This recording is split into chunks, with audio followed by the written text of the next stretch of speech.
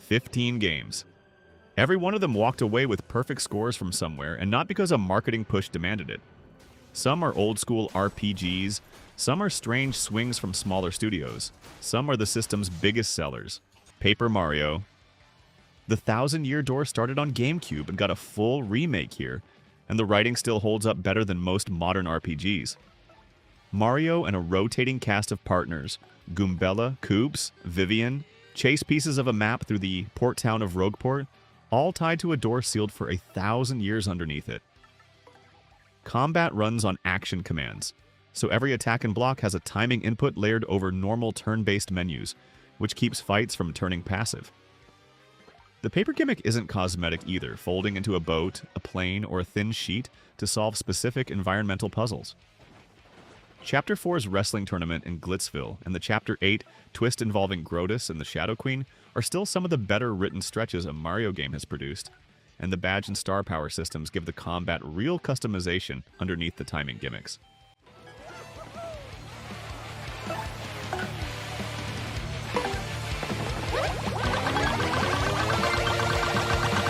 Animal Crossing.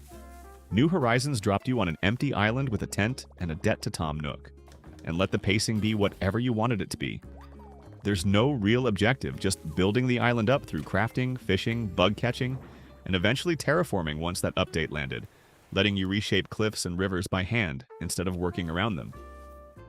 The real-time clock ties everything to actual seasons and holidays, so the game never really feels finished, and villagers moving in and out keep the island from going static. It landed in early 2020 at exactly the right moment for people stuck at home, but the systems underneath it, the Nook Miles goals, the villager personalities, the sheer depth of customization down to individual furniture placement and wallpaper, are what kept people logging in daily long after that initial wave of attention passed.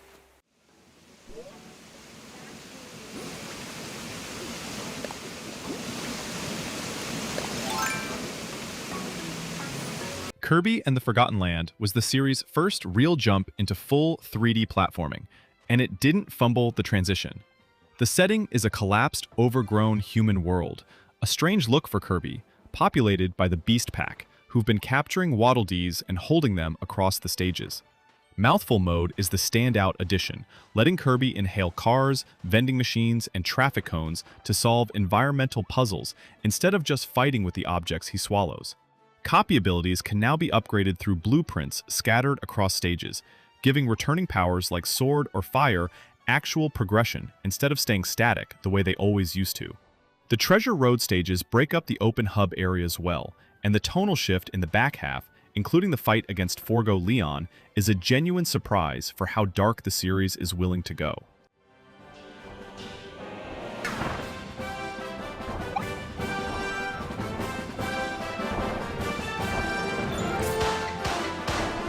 Tears of the Kingdom took the open world from Breath of the Wild and rebuilt the entire toolkit around it. Ultra Hand lets you fuse random objects into vehicles or contraptions on the fly. Fuse attaches materials directly onto weapons and shields to fix the durability complaints from the last game. And Ascend lets Link phase straight up through solid ceilings to skip whole sections of traversal. Add Sky Islands floating above Hyrule and the depths mapped almost one-to-one beneath the surface, and the explorable space roughly triples without feeling padded out. Ganondorf finally gets to be a real antagonist, with actual screen presence instead of a background threat mentioned in flashbacks. And Zelda's arc through the story ties directly into the Light Dragon lore that runs underneath everything. It's a sequel that changes the verbs available to you instead of just redrawing the map.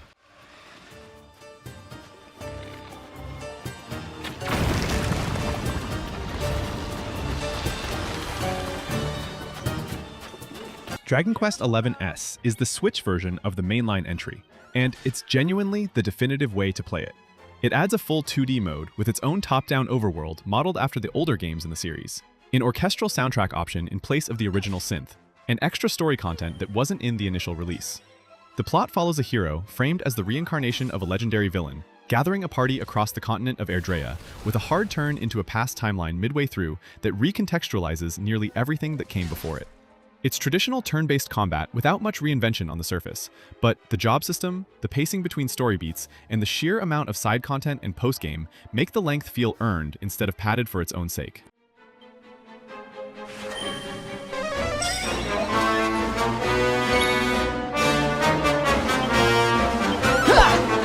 Astral Chain came from Platinum Games and got a little buried under bigger releases that year, which is a shame because the core idea is genuinely unique. You play a police officer in the near-future city of Ark, controlling your character and a tethered Legion creature at the same time, using the chain between them for combos, crowd control, and environmental puzzle solving. You pick between twin protagonists, Akira or Alice, early on, and the fight against Chimera invaders bleeding in from the parallel astral plane escalates in ways that mix detective investigation work with the combat encounters.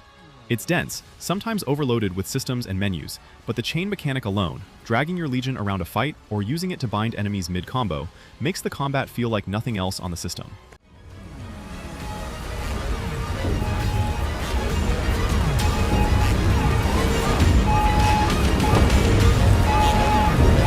Metroid Prime Remastered took the 2002 original and rebuilt it visually without touching what made it work in the first place. Samus lands on Talon 4 investigating space pirate activity and phazon contamination, and the game is built almost entirely around exploration and scanning rather than combat pacing or set pieces. The visor system and scan mechanic turn environmental storytelling into an actual gameplay loop instead of just lore dumps sitting in a menu, rewarding curiosity with real information about the planet. The morph ball sections still hold up as some of the best puzzle design in the series, threading tight spaces without ever feeling like padding. The shift from side-scrolling Metroid into first-person exploration could have gone badly back in 2002, and instead it became one of the most respected entries in the whole franchise, remaster included.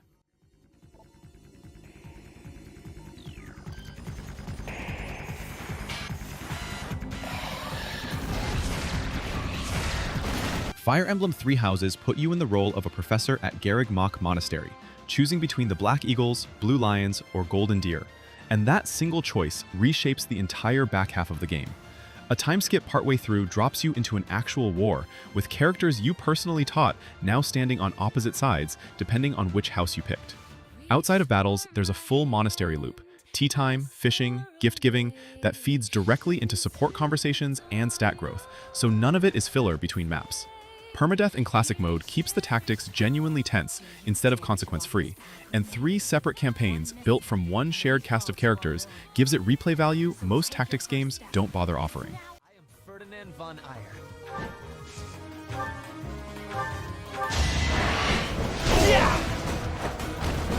The mark of nobility. Super Smash Bros. Ultimate is the one where every fighter that had ever appeared in the series came back, plus a wave of newcomers on top, which sounds like a gimmick until you realize how much balancing that actually required. World of Light gives single player an actual structure, instead of being a mode tacked on as an afterthought, sending you across a map of corrupted fighters you need to defeat and recruit to progress. The stage list and item pool are the biggest the series has ever had by a wide margin, and Spirits replaced trophies with a system that actually affects fights through stat buffs and conditions instead of just sitting as collectibles. It's not really about innovation. It's about being the most complete version of a fighting game concept that's existed for over 20 years now.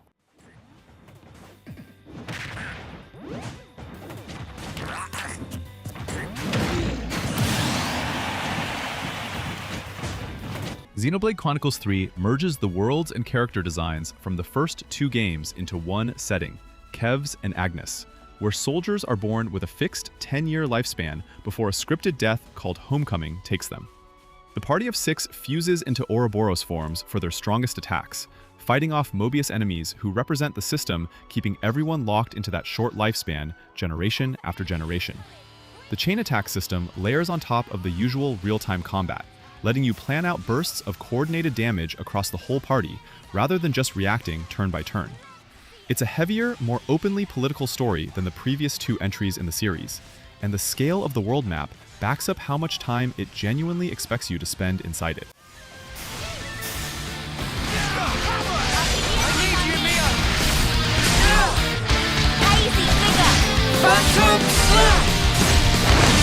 Super Mario Bros. Wonder is the first real shakeup the 2D Mario formula has had in years, and it comes down to one central mechanic. Touching a Wonder Flower in any level triggers a transformation. Pipes turning into living creatures, Mario stretching into a herd of Marios, gravity flipping entirely sideways, and none of it repeats the same way twice across the whole game. The new power-ups add actual new verbs instead of reskinning old ones. The elephant form lets you smack enemies and switches with a trunk. The drill lets you tunnel through floors and ceilings. and the bubble traps enemies mid-air to use as platforms. Badge abilities layered on top let you customize traversal further.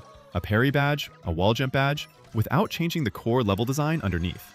None of it leans on nostalgia to carry it. The level design itself is doing the actual work.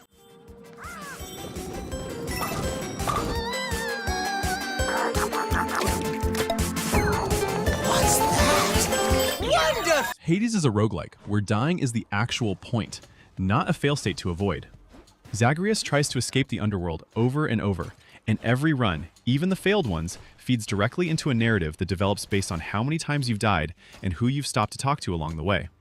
Boons from the Olympian gods stack into wildly different builds run to run, so no two escape attempts play the same, and the different weapon aspects change how each weapon functions entirely, rather than just its stats. What sets it apart from most roguelikes is that the story isn't an afterthought bolted onto the loop. It's built specifically around repetition and failure, so every reset keeps feeling like forward progress towards something instead of just a reset button being pressed. Don't do that.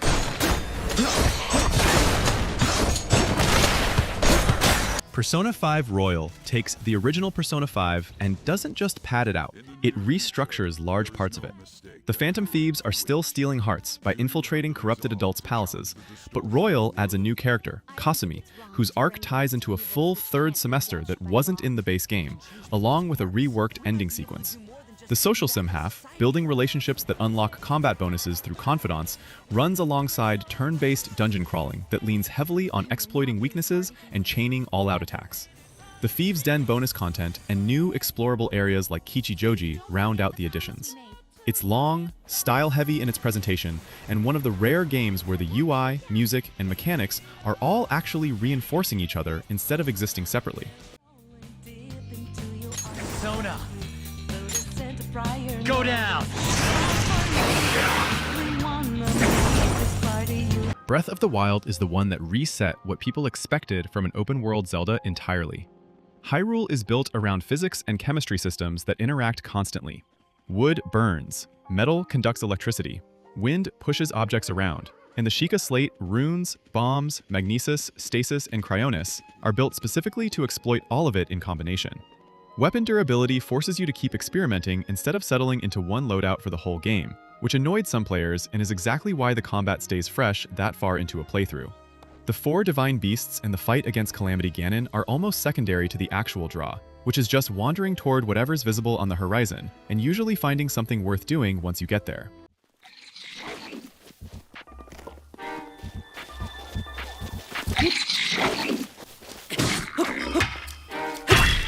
Super Mario Odyssey's Cappy mechanic, possessing enemies and objects to solve puzzles or platform in ways Mario alone couldn't manage, is still one of the smartest ideas the series has ever had.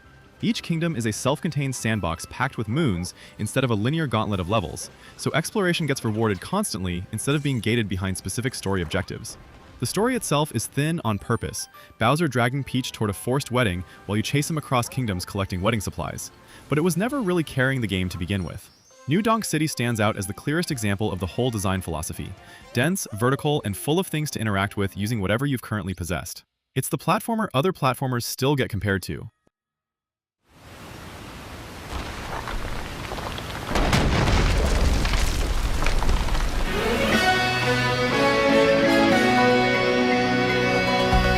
That's the list. Perfect scores don't always mean perfect games. Some of these have real flaws worth arguing about, but each one did something that still holds up years later. Let me know which ones you'd swap out, and drop your own picks in the comments below.